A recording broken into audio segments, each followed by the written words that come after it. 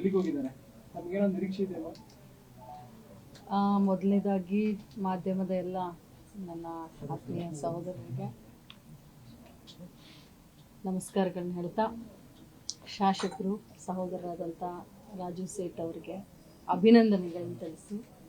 ಯಾಕಂತಂದರೆ ನಾವೆಲ್ಲರೂ ಒಂದು ತಿಂಗಳ ಹಿಂದೆ ಮಾತಾಡಿಕೊಂಡು ನಮ್ಮ ಜಿಲ್ಲಾ ಉಸ್ತುವಾರಿ ಸಚಿವರ ಒಂದು ನೇತೃತ್ವದಲ್ಲಿ ಮಾನ್ಯ ಮುಖ್ಯಮಂತ್ರಿಗಳನ್ನ ಭೇಟಿ ಮಾಡಬೇಕು ಅಂತ ನಾವೆಲ್ಲರೂ ಒಗ್ಗಟ್ಟಾಗಿಯೇ ಇಡೀ ಜಿಲ್ಲೆಯ ಎಲ್ಲ ಪ್ರಮುಖರು ಮತ್ತು ನಾವು ಸತೀಶಣ್ಣ ಹೇಳಿ ಆವಾಗ CM ಸಾಹೇಬರು ಕೂಡ ಒಪ್ಕೊಂಡು ರಾಜು ಸೇಠ್ ಅವರಿಗೆ ಒಂದು ಅವಕಾಶ ಕೊಟ್ಟಿದ್ದಾರೆ.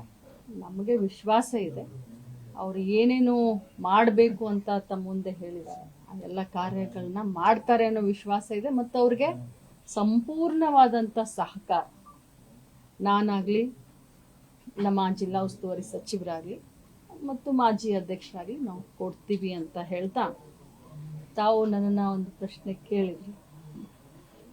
ನಾನು ಮಂತ್ರಿ ಮಂಡಳ ರಚನೆಯಾಗುವ ಮೊದಲನೇ ದಿನದಿಂದನೂ ಕೂಡ ಇಲ್ಲಿಯವರೆಗೆ 3 ವರ್ಷ ನನಗೆ ಅವಕಾಶ ಕೊಟ್ಟಂಥ ಸಿದ್ದರಾಮಯ್ಯನವರಿಗೆ ಧನ್ಯವಾದ ಹೇಳ್ತೀನಿ. ಮುಂದೆ ಪಕ್ಷ ಅವಕಾಶ ಕೊಟ್ಟರೆ ಕೆಲಸ ಮಾಡ್ತೀನಿ, ಕೊಡಲಿಲ್ಲ ಅಂತಂದ್ರೂ ಕೂಡ ಪಕ್ಷದ ಶಿಸ್ತಿನ ಸಿಪಾಯಿ ಆಗಿರ್ತೀನಂತ ಅವತ್ತಿಂದ ಹಿಡ್ಕೊಂಡು ಇದು ಒಂದೇ ಉತ್ತರವನ್ನು ನಾನು ಕೊಡ್ತೀನಿ.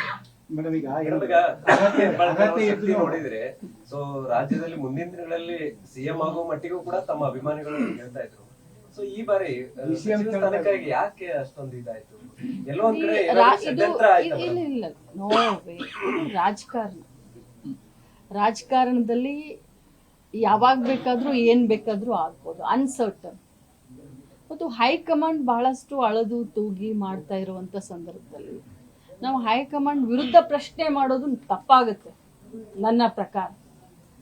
ಸೊ ರಾಜಕಾರಣಿಗಳ ಜೀವನದಲ್ಲಿ ಒಮ್ಮೆ ಇಂಥ ಸಂದರ್ಭ ಬರುತ್ತೆ, ಅದನ್ನ ಮೆಟ್ಟಿ ನಿಲ್ಲೋದೇ ಒಂದು ನಾಯಕತ್ವದ ಗುಣ ಅಂತ ನಾನು ಹೇಳ್ತೀನಿ.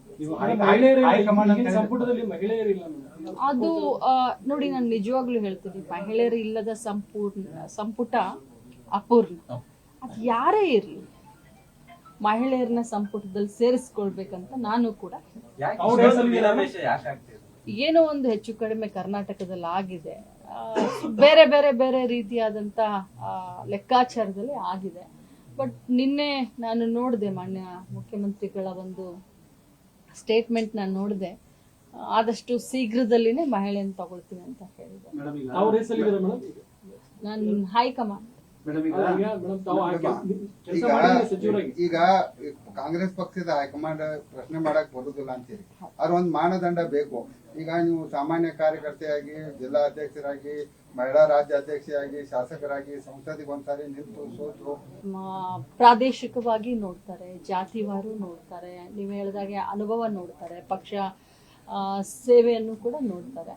ಬಟ್ ಯಾವ ಮಾನದಂಡ ಅಂತ ಇಂಥದೇ ಮಾನದಂಡದಿಂದ ನನಗೆ ಸಿಕ್ಕಿಲ್ಲ ಅಂತ ಹೇಳಲಿಕ್ಕೆ ಬರೋದಿಲ್ಲ. 3 ವರ್ಷ ನನಗೆ ಕೊಟ್ಟಂತ ಅವಕಾಶದಲ್ಲಿ ಬಹಳ ಒಳ್ಳೊಳ್ಳೆ ಕೆಲಸ ನನ್ನ ಡಿಪಾರ್ಟ್ಮೆಂಟ್ ನಲ್ಲಿ ಮಾಡಿದ್ದೀನಿ. ಸೊ ಹೈಕಮಾಂಡ್ ಅವರು ಬೇರೆಯವರಿಗೆ ಅವಕಾಶ ಕೊಡ್ತೀನಿ ಅಂತಂದ್ರೂ ಕೂಡ ಅದನ್ನ ನಾವು ಸ್ವಾಗತ ಮಾಡ್ತೀವಿ. ನನಗೆ 3 ವರ್ಷ ಅವಕಾಶ ಕೊಟ್ಟಿದ್ದಕ್ಕೆ ಧನ್ಯವಾದ ಅಂತ ಹೇಳಿದೆ. ನಾನು ಯಾರನ್ನು ಕೇಳಿದೆ.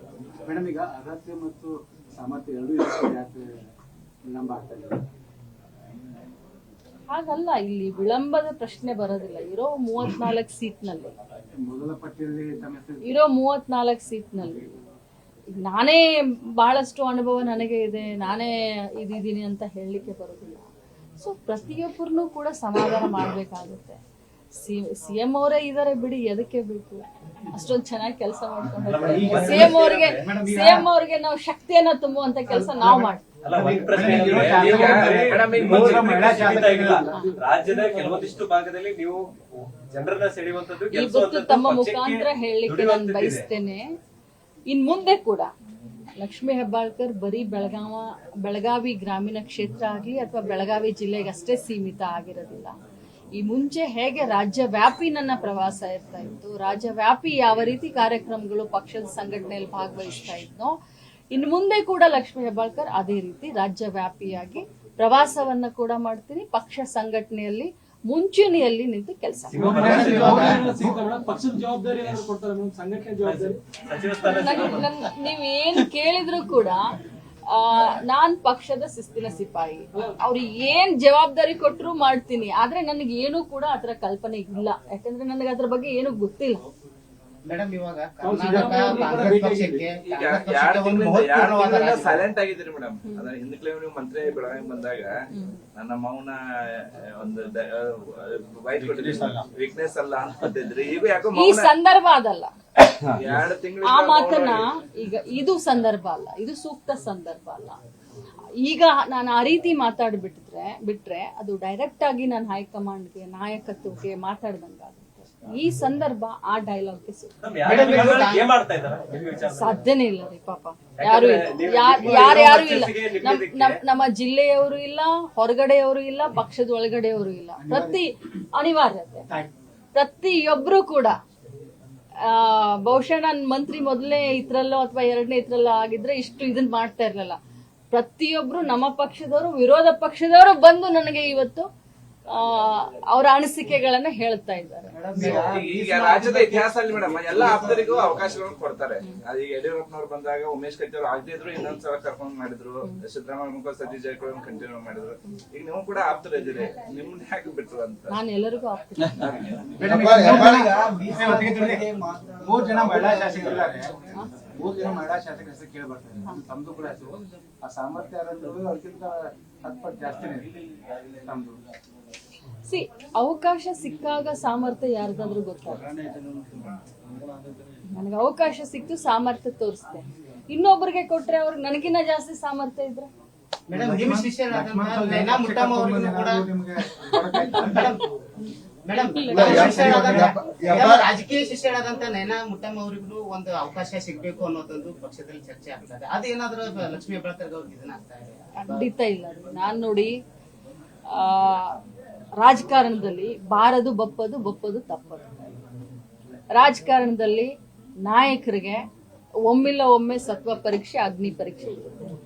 ಆ ಸಂದರ್ಭದಲ್ಲಿ ನಮ್ಮ ತಾಳ್ಮೆಯಿಂದ ಇದ್ದು ಪಕ್ಷದ ಚೌಕಟ್ಟಿನಲ್ಲಿ, ಪಕ್ಷದಲ್ಲಿ ಶಿಸ್ತಿನಿಂದ ಇದ್ರೆ ಖಂಡಿತವಾಗ್ಲೂ ಆ ಒಂದು ಇದು ಕಟ್ಟಿಟ್ಟ ಬುತ್ತಿ ಅಂತ ಹೇಳಿ.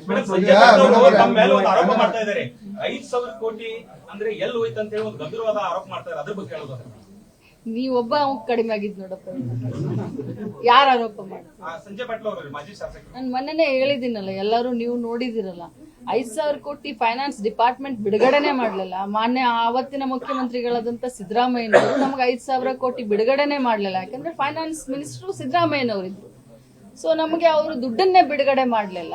ಸೊ ಫೈನಾನ್ಸ್ ಡಿಪಾರ್ಟ್ಮೆಂಟ್ ಬಿಡುಗಡೆ ಮಾಡ್ಲಿಲ್ಲ ಅಂತಂದ್ರೆ 5,000 ಕೋಟಿ ಎಲ್ಲಿಂದ ತಕೊಂಡ್ ಬರ್ಲಿ?